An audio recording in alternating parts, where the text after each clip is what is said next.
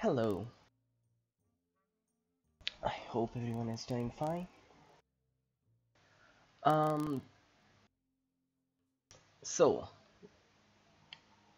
thanks for anybody who's watching. Thank you for watching.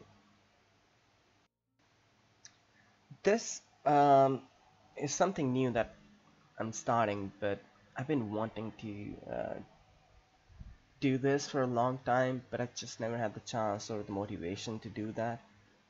I really love the Silmarillion. I have read it many times, followed famous Tolkien professors' podcasts on it as well, and the Silmarillion seminar.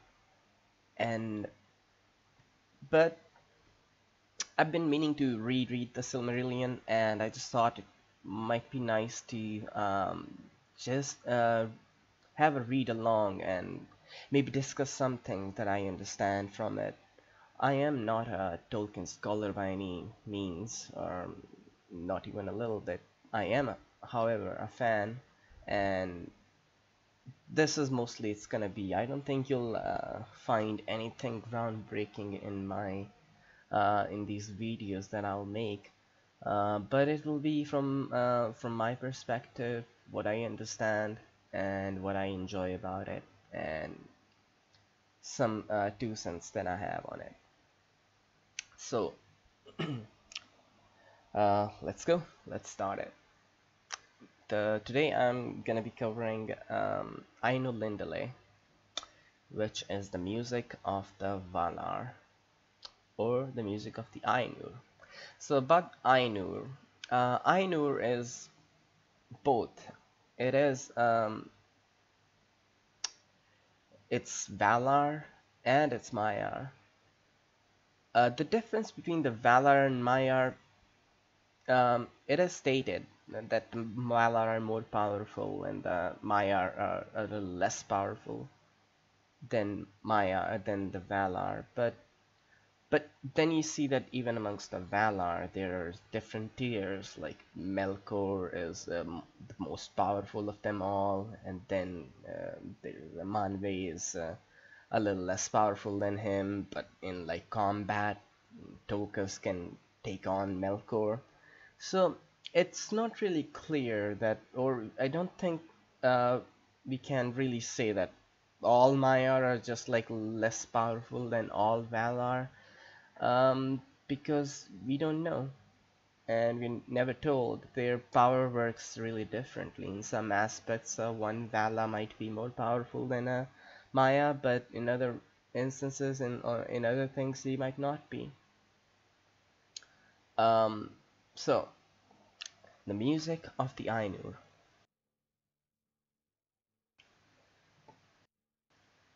There was Eru, the one who in Arda is called Ilúvatar, and he made first the Ainur, the holy ones, that were the offspring of his thought, and they were with him before aught else was made, and he spoke to them, propounding to them themes of music, and they sang before him, and he was glad. So, right from the start, this is how the Silmarillion starts, the music of the Ainur. You can see a little similarity and kind of a little contrast as well from the Bible. Um, Bible starts with in the beginning God created the heaven and the earth, while this one starts like there was Eru, the one who in Arda is called Ilúvatar. So it's an interesting little point there that it could have started by in the beginning there was Eru, but it just starts off there was Eru, and which kind of um, seems like an interesting distinction, because if you say in the beginning, um, that means uh, there was a beginning and it's not timeless, and like time has meaning there. At least that's how the Bible starts. But um, how the Silmarillion starts, there was Eru, the one. So interesting contrast that we have. One more thing I wanted to talk about was the name Eru.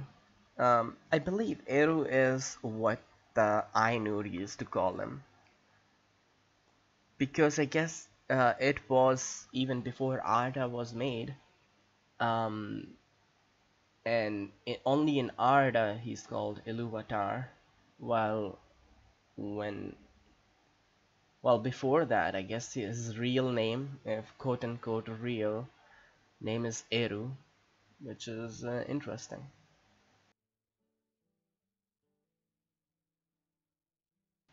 So Ainur, music of the Ainur. Okay, let's continue a little bit. But for a long while they sang only each alone, or but a few together, while the rest hearkened, for each comprehended only that part of the mind of Iluvatar from which he came, and in the understanding of their brethren they grew but slowly. Yet ever as they listened, they became the deeper understanding, and increased in unison and harmony.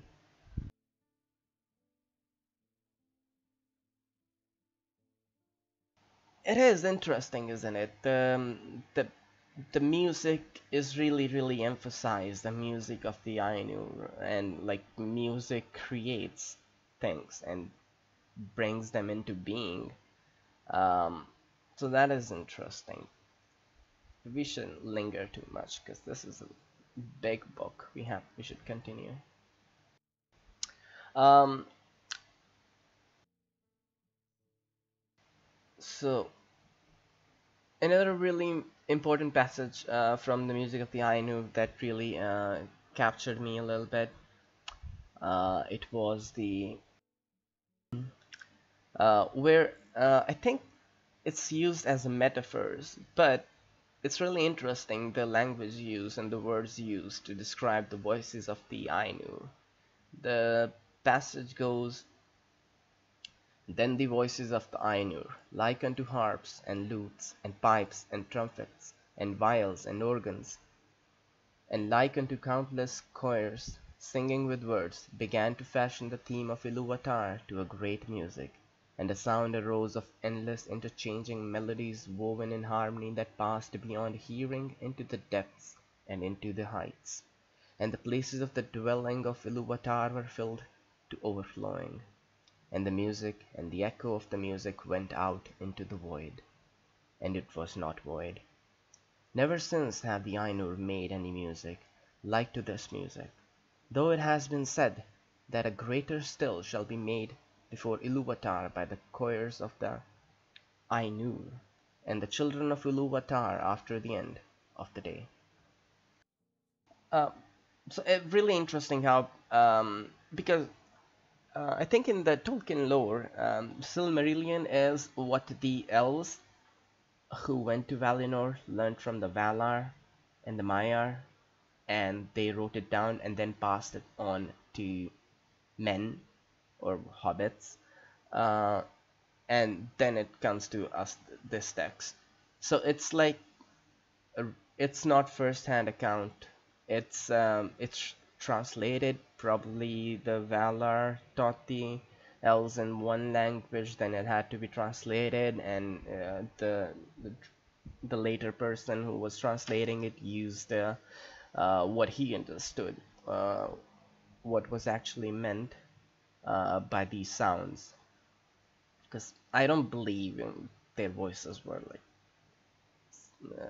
singing like harps and lutes and pipes and trumpets, because I guess with those harps and lutes and only with these voices, the sounds that we know, only that's how the translator who was translating this text, that is how he could understand that, and that is how he made sense of it or knew like what it was.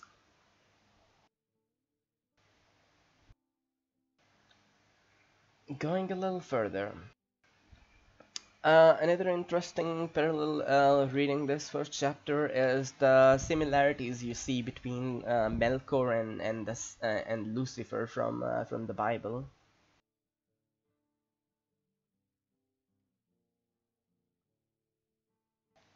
The story of Lucifer, we all know, a fallen angel who got too greedy and just wanted to defy the Lord, while Melkor also began the same way his career by singing his own. He wanted to have a solo. He was like, I'm not getting enough FaceTime. I need some more verses. He wasn't feeling creatively satisfied because all that creativity which was inside him, and all that really creative music and ideas he had, wasn't getting to fulfill that by just being part of this large group of Ainur singing along together, and he wasn't feeling satisfied, so he wanted a solo and began interrupting the music. um, but it is interesting. Melkor was given the most amount of power out of all the other Ainur.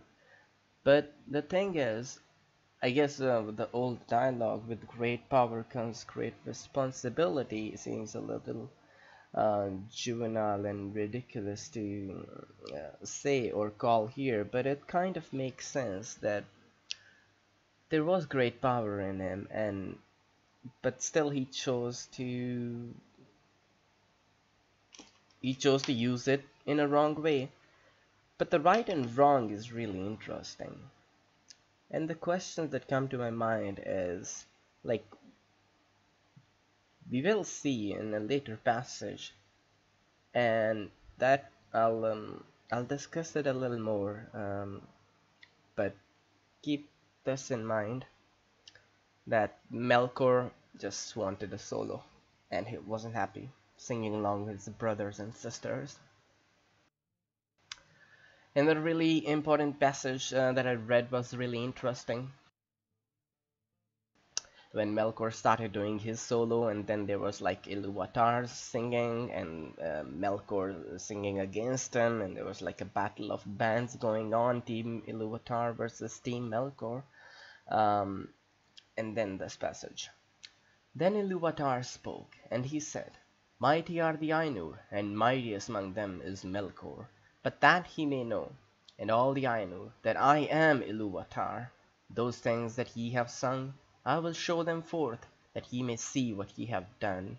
And thou, Melkor, shalt see that no theme may be played that hath not its uttermost source in me, nor can any alter the music of my despite. Nor can any alter the music in my despite. For he that attempteth this shall prove but mine instrument in the devising of things more wonderful, which he himself hath not imagined. This passage is so important because with all this solo singing that Melkor is doing and is disrupting everyone else and their singing, um, but Iluvatar here brings in an interesting concept of, he says, like, you can sing whatever, you can do whatever, but just know that whatever you'll do, you'll be just fulfilling my vision anyways, which is fascinating concept about predestination. Eru being the all-knowing, all-seeing, is already telling him, you can sing whatever, but just know that whatever you'll sing and do, it will only be aiding my design. It will be fulfilling my vision, and it will just make things even more wonderful over how I intended them to be. And you're just playing your part. It is interesting how free will predestination kind of comes in this story. Like it is a concept in the Bible as well. Because, like, what power can Satan have against an all knowing, all powerful God? Yet he is given some free reign, and there's like temptations and whatnot, sin and piety, and good deeds and bad deeds and whatnot. So it is interesting. very similar. This Eru, Iluvatar, very similar to the concepts of Bible. Obviously, we can bring in the discussion about allegory at this point as well, because Tolkien obviously did not like allegory, and he clearly states in many places through his interviews and letters that his work is not intended to be an allegory to the Christian faith. It's not there to like promote the Christian message. It's really not. It is there for it's a it is just a unique its own thing. The Valar or the Ainur initially in the earlier drafts are called gods, and that is a concept really against Christianity. It being there is one God and not multiple gods like in the Hindu faiths and all the other polytheistic faiths. So and also him expressly without any doubt saying and stating that allegory is not his attempt, but a person and his imagination, I guess. If whatever he's around, whatever he's reads, whatever he's really into, these things kind of always seem to make their way into whenever you want to take on a creative endeavor, whenever you want to write a poem or a piece of literature or a story, whatever you have experienced, written, think about, ponder on, imagine, it all affects your creative process. And I think um, those stories from the Bible and those aspects of having this big bad Satan, aka Melkor, um, is kind of a little allegorical because it's so similar. But um, I should be careful though. It might be similar, but I guess it does not sound preachy because here's the thing why it does not sound preachy. Thinking of the whole work of Tolkien, Silmarillion obviously wasn't published in his lifetime, but uh, consider this one work, then Hobbit, The Lord of the Rings. Um, while the religion and all that, this god and gods and angels and whatnot, are really important and emphasized in the Silmarillion. But they never really brought back in any big way in The Hobbit or The Lord of the Rings. And that kind of is interesting because if his purpose was to do allegory or to like uh, promote Christian faith or similarities to it, he would have had these important figures of good and evil and everything in the Lord of the Rings as well, but he does not. There's really few instances in the Lord of the Rings where you have characters mention Valar and the land beyond. One being Faramir, watching towards the window towards the west to Numenor and the land beyond it. Um, so it is interesting, and I think we can talk like all day about it, and will still never be really done. So let's move on.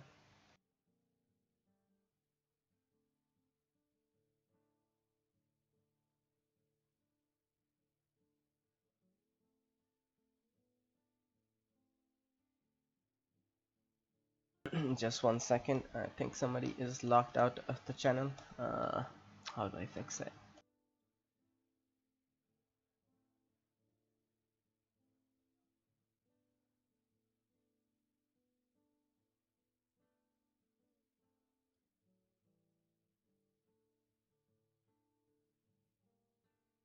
All right. The next one.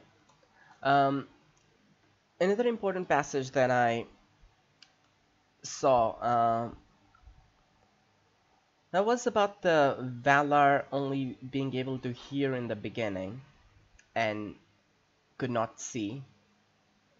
Um, so the question comes, when the music discord between Ilúvatar and Melkor arises, and then like Ilúvatar is said to have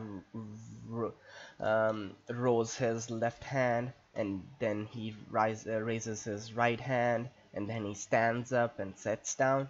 So how did the Valar know, or how did the Ainur know that Eru was sitting, raising his hands, bringing it down, if they could not see, because they're only given sight much later, when he wants to show them what they were playing and what they made by their music.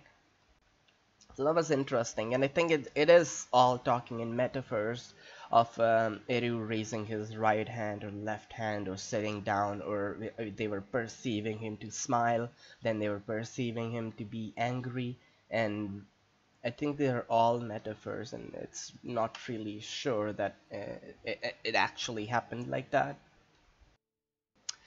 So I don't think Ilúvatar has like a body that we have, that he has the facial expression, he's smiling, has 32 teeth, has 5 fingers, has a right hand and left hand. Doesn't make sense to me. So it is interesting. Uh, Ainur obviously do know Eru really well, but I think they too don't know everything about Eru. Uh, they know what they are told, and they were told first and then eventually shown, because they do not have sight in the beginning.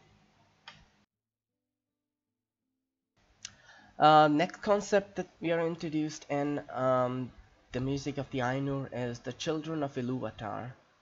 These children of Ilúvatar are men and elves, elves being the firstborn and men being the followers. Um, and you know that three battles of bands we had between Melkor and Ilúvatar, and then he raises his hands, and like then he raises it a third time, and that was the most beautiful music ever. And I think third time when he raises his hand, that is when the children of Ilúvatar, the first ones, the elves, that's when they are born. That is when they come into existence. Melkor being Melkor, kind of like Satan from the Bible, desired to take these elves that Eru made and take them as his subjects, as his servants, slaves. He wanted to rule, he wanted to have lands, and he wanted to be called Lord. And that is the desire inside him. Again, the concept comes back to whatever was inside him came from Ilúvatar himself, and it again goes back to the discussion of predestination and free will, and also Eru declaring that whatever you will do will only like aid my designs, it will only like um, make my vision come true, and you'll only be aiding even if you defy me. So that is interesting. Another important concept we are introduced here is so not all the Ainur are equal. That is established. Melkor is the most powerful, then after him is Manwë. And then we have some little alliances between some of them. Some are close and are allied to each other and are like brothers. Manwë and Ulmo are really like brothers and have similarities. Same goes for Aule and Melkor as well. They both like creating stuff. Aule wanted to create stuff, and so did Melkor. We'll get back to Aule later.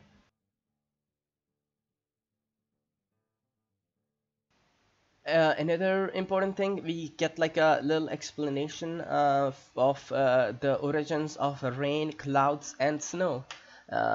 This was an interesting passage when I read it the first time, and it was interesting when I reread it today as well. Um, that singing that was going on, Um, Ulmo being really, really fascinated with water. Water was his thing, his domain. Like Manwe's was the airs and everything. So Manwe was into air, while Ulmo was really, really into water. He liked water and really, really loved it. It was most fair thing to him. So when these two sang together, that is when Melkor started another music against them, trying to disrupt the skies as well as the waters. And he sent all these evil fires towards them. And those fires, obviously causing the water to boil, water boiling, it rises up and becomes cloud, and then it goes to the air. So almost Tengu was the water, is aided by this fire from Melkor, and goes up into the skies of Manwë, becomes clouds and then rain and then snow.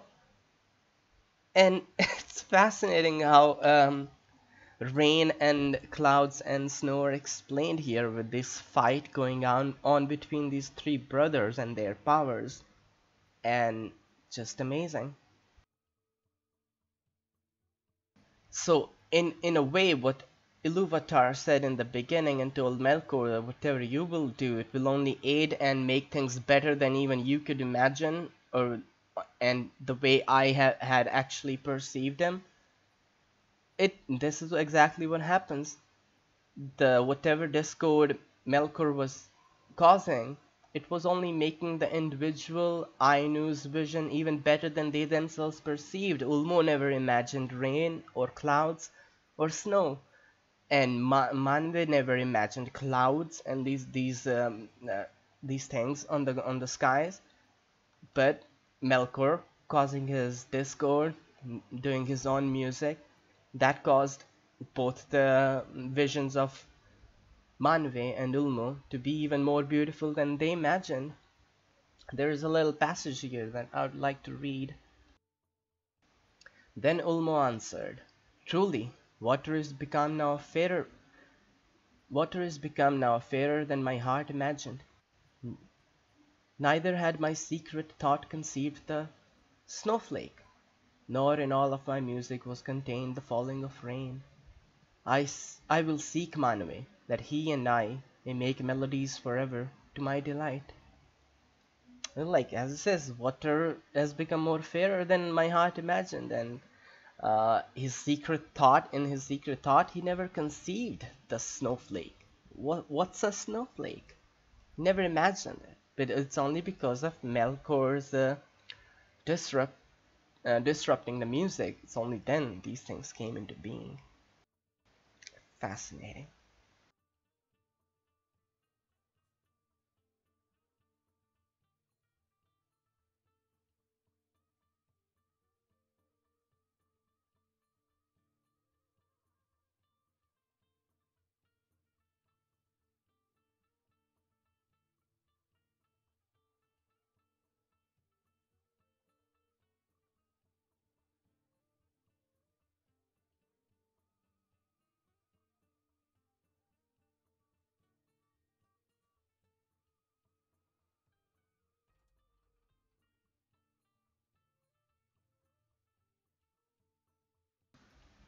Give me 1 second. There's something with Discord.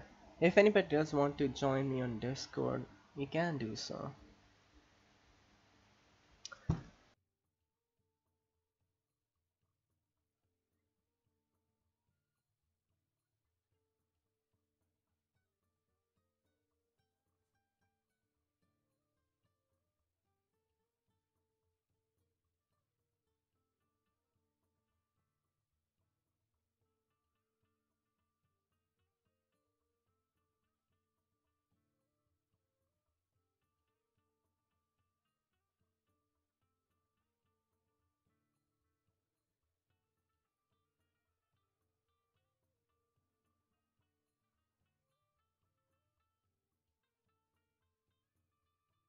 Just 1 second.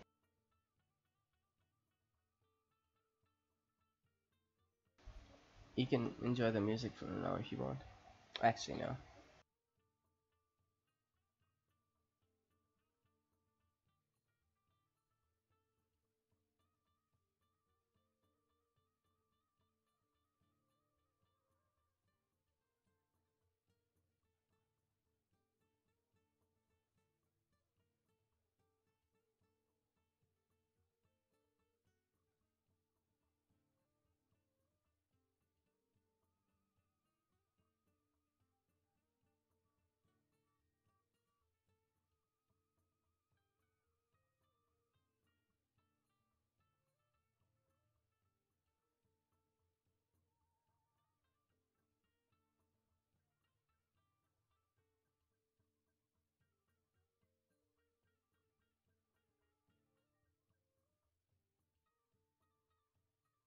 All right. So, I'm back.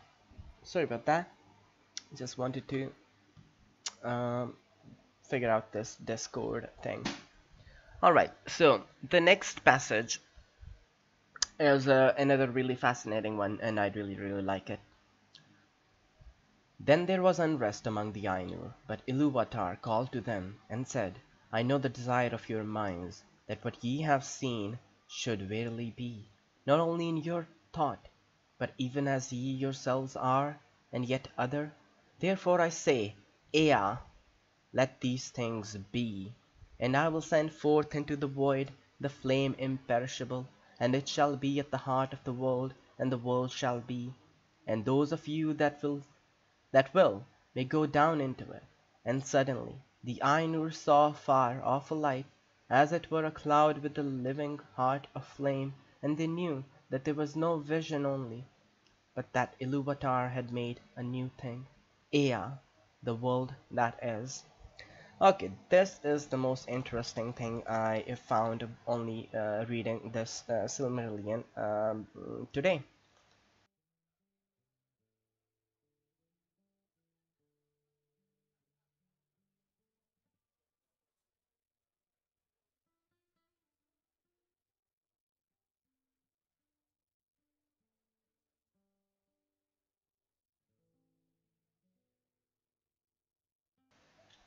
And I think this is the most fascinating thing you can find.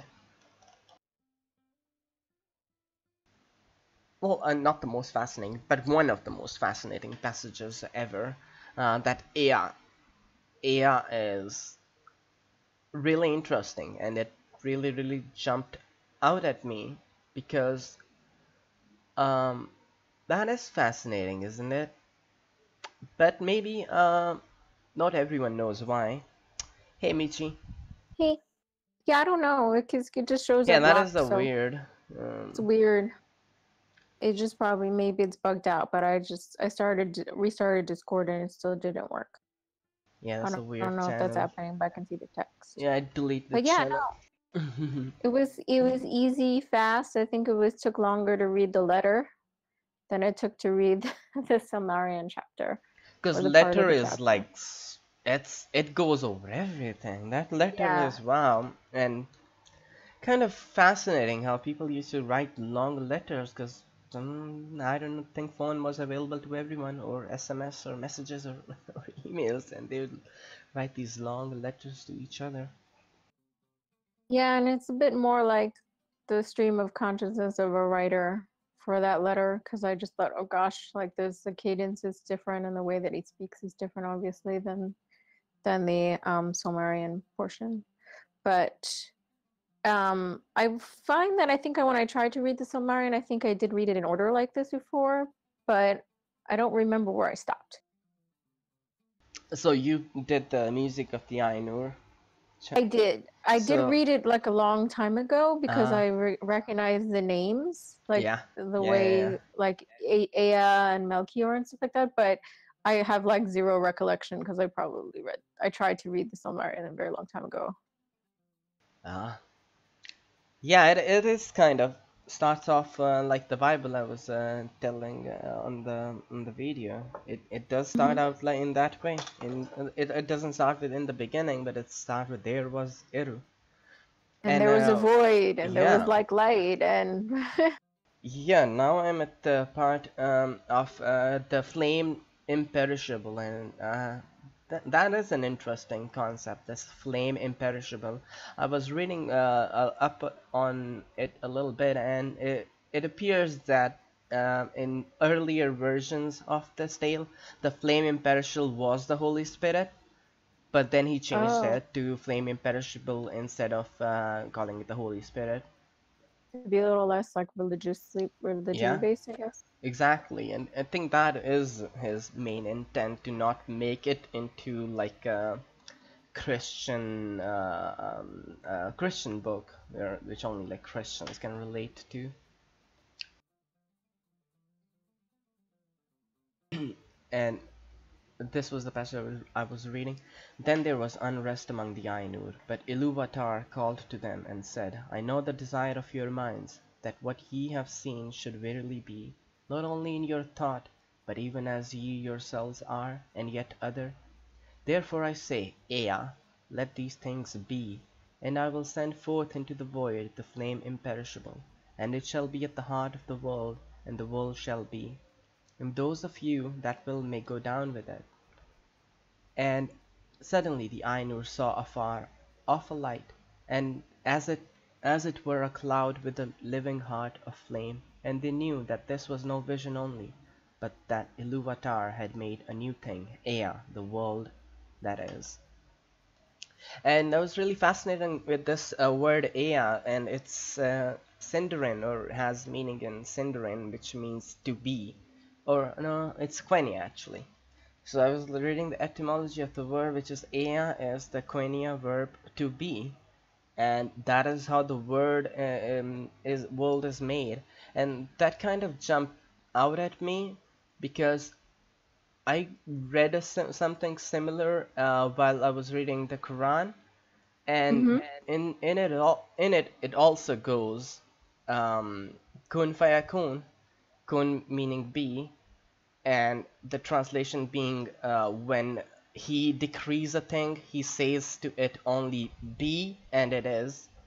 And Mm-hmm. I thought that's interesting. Let me dig a little deeper. Was Tolkien like a student of Arabic as well? And that's how he, because I don't find that concept of this word saying be and it is. Mm-hmm. It's not really in the Bible, so I've looked into it. From all proof that I found, there is no proof that Tolkien ever knew Arabic or read anything like that at all. So it's an interesting coincidence that we find this kun fayakun, which is Ea, and that Mm-hmm. was really interesting. So I went a little deeper and I found an Arabic translation of the Silmarillion. And I Uh-huh. searched it and I wanted to see what word do they use at this passage in the Arabic version of it. And when I found that passage and looked at the word there was kun, which was the same word from the Quran, Mm-hmm. and in English it's aya. That was Mm-hmm. really really interesting little experiment or thought process. Mm-hmm. To see his process and everything, because I mean, this book was written quite a long time ago, but yeah, and I haven't read a translation of the Quran in a very long time. Did it in school, but I don't know. Yeah, I would me not have neither. recalled Something the stuck. verbs.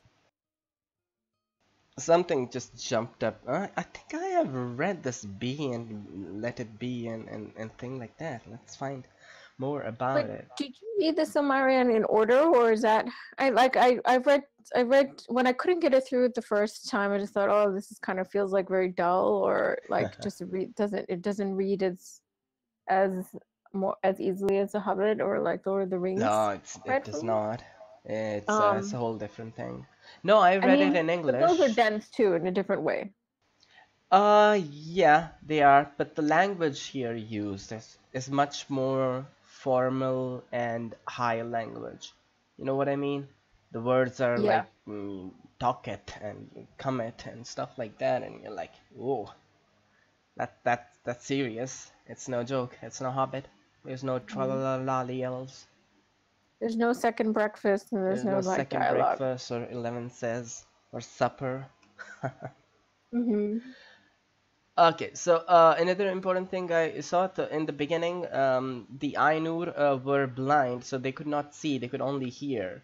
But I found Oh. something interesting that even if they could not see, but they perceived when Eru raises his left hand, when Eru raises his right hand, and when he stands up, when he smiles, and they perceive it. So that was interesting. It's only later that they are given vision after the third team. So that was interesting. That they do, that they had no sight. It They was had just no his sight in the inner sight. beginning, and it doesn't make sense if they don't have sight. Then how can they know that Iluvatar is raising his right hand or left hand, his pinky or middle finger or whatnot? So that's the thing. That was interesting. Because as I was talking before, this story is basically how does how does Silmarillion fit into the story of The Hobbit and the Lord of the Rings?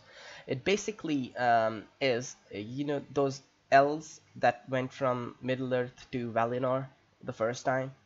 They learned some stuff. Then there are some of those elves which came back, the Noldors mainly, and they learned all this stuff, all these legends and story from the Valar themselves and the Maiar in Valinor about the creation, about what was made, the songs, battles, and whatnot. And then they brought all those stories back to the Middle Earth. And when Beleriand sank, those stories obviously they passed deeper into the Middle Earth, Eastern, Rivendell and Lothlorien and stuff like that. So Elrond, for example, in his library probably has the records of these books in the original form. And then when Bilbo went to live in Rivendell, he read the library and then he began translating because all these knowledge that Elrond had from Valinor, from the High Elves, and from the Valar and Maiar themselves, it was in other languages, it was in Elvish, and he translated them to the common tongue, and that is how this book Silmarillion finally came as it is now. So these are like fourth-hand stories, as told by Valar to the High Elves, then High Elves to the Middle Elves, and then Middle Elves to a Hobbit, and then from a Hobbit it comes to us. Hmm. Another important passage that I read was, "But when they desire to clothe themselves, the Valar take upon them forms, some of as male and some as of female, for that difference of temper they had even from their beginning, and it is but bodied forth in the choice of each, not made by the choice. Even as with us male and female may be shown by the raiment, but is not made thereby." That was an interesting passage, and I didn't really quite get the temper thing. Yeah, I wasn't so clear on to why that was something that he wanted to point out specifically, unless there's a difference, unless there's some like specific kind of verbing towards gender with them later. Like the water, I don't know, Yeah, the water is more male or something like that, or I wasn't so yeah, sure. that is definitely weird. Obviously we'll get to the each individual Vala or Maya later, but it was interesting that they clothed themselves and took forms of male and female, and the difference mentioned why, because of the difference of temper they had, and I don't get it. Like, how does that make one be a male or female? They have to have different tempers. Then did not make too much sense to me. Yeah, I also since the author is male and this is kind of like an anachronistic, it's like a much more Yeah, an era where females were not quite as independent as they are now. So yeah, I just don't really look that closely into the commentary because his Tolkien's I don't know what his thoughts on having as many. He didn't have that many female characters in the Lord of the Rings or the Hobbit. So the yeah, Silmarillion has quite a bit, but yeah. there's and now is it saying that like the gender specificity isn't as important here because they are yeah, I'm not really too sure what where he's going with that. Yeah, but eventually it does say that it's they chose, because when they landed into or wanted to enter Ea, there's this thing that they made by their music, and once they enter inside it, they had to choose like a clothing, like a mask or a raiment, to be belonging to this world, and that's when they chose either a male form or a female form, and saying the choice of each, and they each chose which they wanted to be. So pretty interesting. He was like, but they're not really, but they already kind of knew if they were male or female. Yeah, as So they there's like were no in place for before the beginning. transgender. Yeah, yeah, And it's a trans Vala. like, Maybe Melko is a trans Vala. I can't really pick. Sorry, not he happening. doesn't seem to ever have like a female uh vessel or whatnot ever.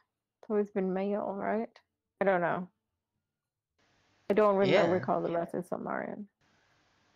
So I didn't get through the whole thing. Are we going to be jumping around in order, or are we reading it in Um, yeah, in almost done. I think I'm the last passage now. Okay, this is really important as well.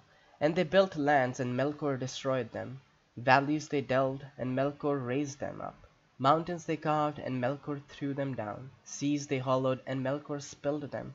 And naught might have peace, or come to lasting growth, for as surely as the Valar began a labour, so would Melkor undo it, or corrupt it. And yet their labour was not all in vain, and though nowhere and in no work was their will and purpose holily fulfilled, and all things were in hue and shape other than the Valar had at first intended. And there it comes back to the same thing talked earlier when Ilúvatar says to Melkor, and thou, Melkor, wilt discover all the secret thoughts of thy mind, and wilt perceive that they are but a part of the whole and tributary to its glory. So again, the discussion comes about predestination and free will.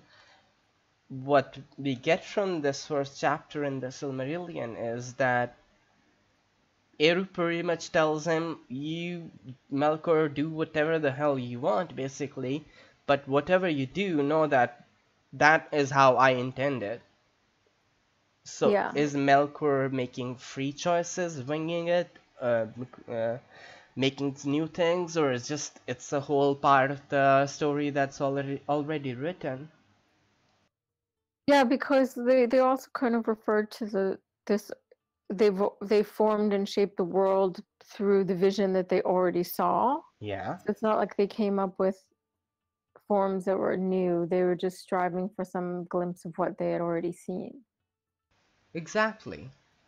Exactly. They see the whole history of the world unfold up till the coming of the fourth age of man, um, and then they start working on it. But I guess like Melkor's Discord and whatever he did was just part of it, and I think Yeah. he had like a role to play, and he just was just playing his role, what was given to him by Ilúvatar. Earlier, I was saying when like Melkor wanted to sing his own song, I used the I said Melkor just wasn't happy with the group, and he was like, "I want a solo. I want to sing a solo. Sorry, Ilúvatar, just I don't like the other groups. They are not singing good. Their voice sucks. I want to sing a solo. Come on, let me."